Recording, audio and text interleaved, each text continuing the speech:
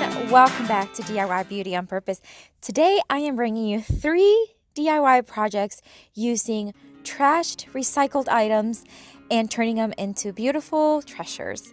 So I am starting with this small can that used to be a can, where you could get like the pasta canned foods, and so I removed the label and now I am using Rust-Oleum chalk paint in the linen white, and I am going to paint the top half, and I gave it 2 coats. Now I'm not measuring nor taping. It doesn't have to be perfect, and I'm painting about half but maybe a little further down, and then like I said, I gave it 2 coats and let it dry. Once the paint was fully dry, I am now using hot glue to attach some moss. This moss is from the Dollar Tree, and it comes quite a bit in a little bag, like it goes a long way, and all you're gonna need is a little bit. But anyways, yeah, I'm just putting some hot glue on it. Be careful because the can does get hot on the inside after you put the glue. But basically I'm just dabbing on it and putting like a lot of the moss at first. And once I have most of the moss attached, I then start pulling things that are maybe loose. And as I pull things, I start seeing some spots that needs a little filling. So then I fill those with the moss and the glue. The most important thing that I'm keeping in mind, besides not having any bald spots, is that you want it to overlap a little bit of the white so that it has a very smooth organic transition.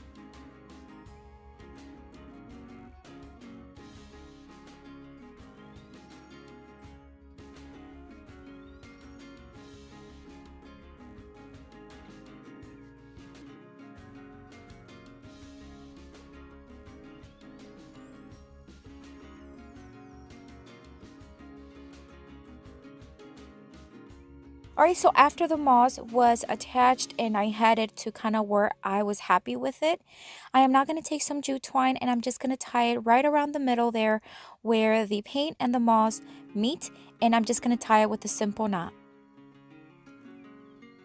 I cut the excess jute twine and then I added a succulent from the Dollar Tree. Dollar Tree has these beautiful succulents. They're $1 each and they're a good size too.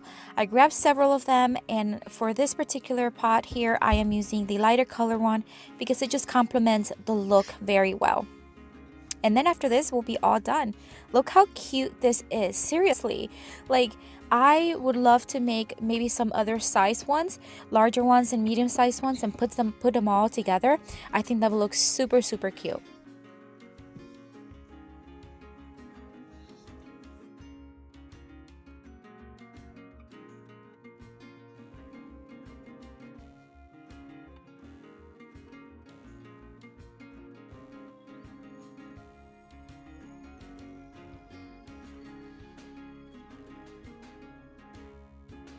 Guys, before we move on to the second project, I want to tell you about my friend Fanny from Creations from Favi.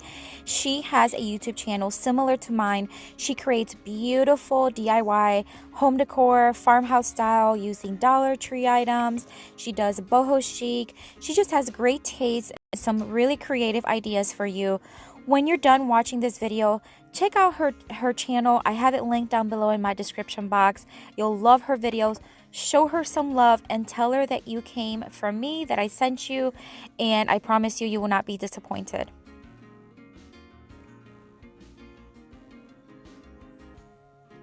Alright, so for my second project, I am taking this extra large cereal box. These are the kinds that you get at those superstores where they bring like 2 boxes in each. And so I am going to spray paint it using Rust-Oleum flat white spray paint, and I had to give it actually about 5 coats, but that's because this box was pretty dark. It had that dark purple. So it just required it. Now I could have given it heavier coats, but I just took it little by little. I was not in a rush. So I just gave it a few light coats and then let it fully dry. Then once it was dry, I decided to add a stencil to it. I've had this stencil. It's actually not even a stencil. It used to be like a wall decor, and I removed it from the frame a long time ago, and I have used it as a stencil since. And I'm just going to use Rust-Oleum chalk paint in the country gray and just stencil it with a sponge brush.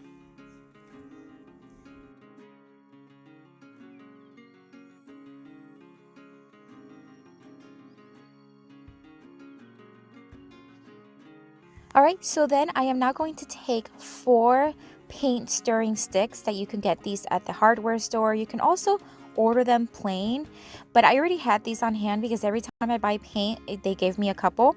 So I'm going to sand down or sand out the design to the painted design, and it does not take much effort because it's just very, it didn't take me long to do this. So I'm just going to sand it down, and I thought I wanted to stain them, but then I liked the natural wood tone of it, so I kept them as is. I am going to be trimming the top and the bottom of the box. So now I'm just taking each painter stick and just marking where I want to make the cuts, and I did that for all sides. And then I took them outside to my miter saw and cut them down.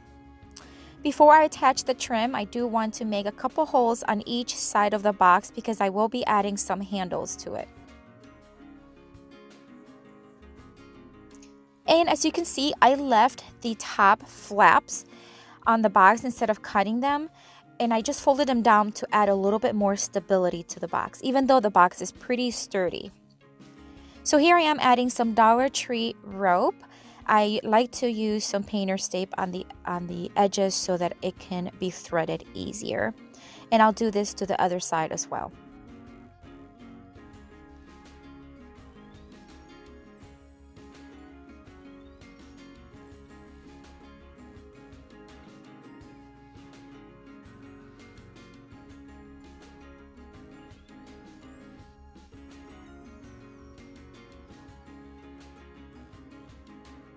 Alright, so now onto attaching the trim.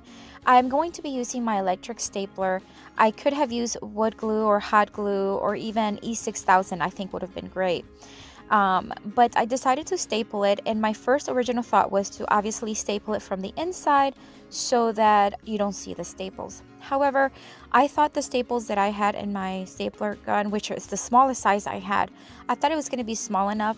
It turned out that it actually poked through on the other side. So I don't want that. I don't want myself or my kids, if they're walking by, to get scratched. So I decided to remove the trim and then attach it again.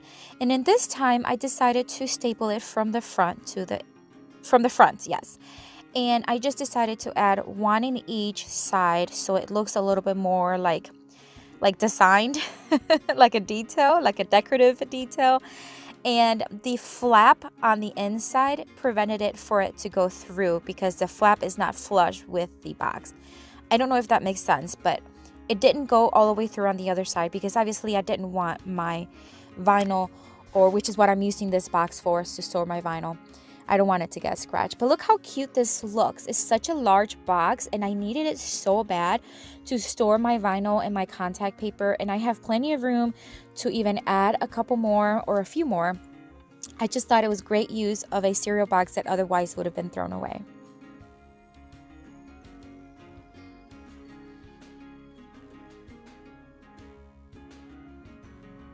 Guys, before we move on to the third and final project, I want to tell you about my very new channel here on YouTube. It's called Beauty on Purpose at Home. It's an extension of this channel, but I will dedicate it specifically for cleaning, inspiration, decorating tips, and organization tips. And I'm going to be doing some home shopping, like shop with me inspirations, that kind of thing. So I'd love to connect with you there as well. If you're interested, check out the link down below in the description box. All right, so moving on to my third project. This is another can, and I'm going to be removing the bottom of it so that it is open on both ends. Now this can, what was it? Oh, it was powdered milk. So it's an unusual size. It's not like the regular like beans kind of can or sauce can. This one's a little larger, but it's not like super large either. So once I removed the bottom, I was able to then squish the bottom. So what I'm trying to do here is flatten out the bottom of the can. I'm going to very subtly flatten out the top as well, but I'm going to leave it almost like an oval. But on the bottom, I'm going to completely flatten it out and kind of bend it forward. So I'm going to grab my hammer here because it was going to be, once you bend it to a certain point, it gets tougher to bend. So the hammer made it a little bit easier. And it's almost going to look like the bottom of a toothpaste container. Does that make sense? So that's what I'm trying to do. I'm going to create a little pocket to put full succulents in and hang on the wall. So I am bending it over, and then I was having a hard time really getting it very flush and very flat. So I thought maybe I can just hammer it down, and I did, but I had to take it outside in the concrete so that I can just kind of hammer it down and really get it flat. So that's what I will be doing here eventually, because I was just not very effective on the table, and I didn't want to bang really hard on the table. So I took it outside and I banged the bottom, and as well as I hammered the bottom as well as the inside of the back of the pocket. Now I'm going to call it pocket. I am using this hole puncher, which is amazing, guys. I have it linked in my Amazon store if you're interested, and it cut right through it, and I'm just going to make a couple holes in the back. Now looking back, I should have made the holes on the sides of the pocket, and I'll tell you here in a little bit. But what I did was I made them on the back, and there you have it, 2 holes. And the reason why I flattened the top rim is because I needed to get that hole puncher in there. All right, so now I am going to give the can 2 coat. No, actually I just gave this one 1 coat. 1 coat of the Rust-Oleum chalk paint in the linen white.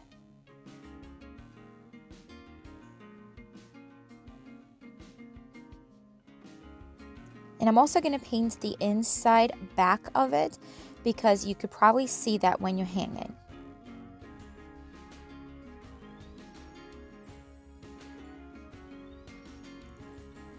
All right, so now I thought it just needed a little something. So I'm just going to freehand the word grow, because I thought it was applicable for what the little pocket there is going to be. I'm using a permanent marker, and again, I'm just freehanding it.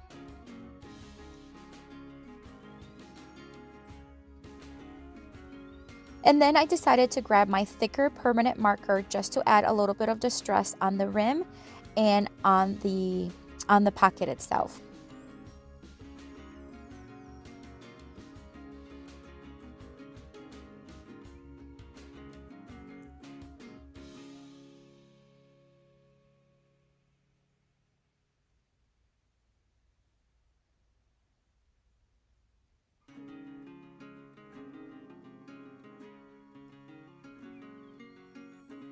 All right, so now I am going to be attaching a chain. This chain is from the Dollar Tree. It's one of those like hanging basket chains. And I'm just going to need one of them, but I will remove with a little clippy part from another one so that I have now 2 clips. And I was trying to figure out what was the best way to hang it. So I ended up just kind of really whitening the clip, and then it was able to fit in the holes that I made, just like that. And I did that on the other side. Now I ended up having to make the chain a little smaller, so later on, I did not show this part, but later on I did remove some of the links in the chain and made it smaller. I'm now going to add some more succulents from the Dollar Tree, and in the video here I'm not putting any floral foam in there, but I did end up having to put it because when I hung it, the flowers were falling. So, and I did add a little bit of moss there to just finish it up. Look how cute, guys. I mean, seriously, I just think this looks super adorable, and I'm sure it can be done with even smaller or other size cans. This was a Pinterest inspired look that I saw, and I just thought I had to make this. Guys, this is it for today. Thank you so much for watching. Thank you for sticking around till the end. If you are new, welcome. If you're visiting from Creations by Favi, welcome, and I hope you consider subscribing. And if you're returning, thank you so much for watching. Don't forget to check out Fanny's channel and my new channel down below. Have a blessed day.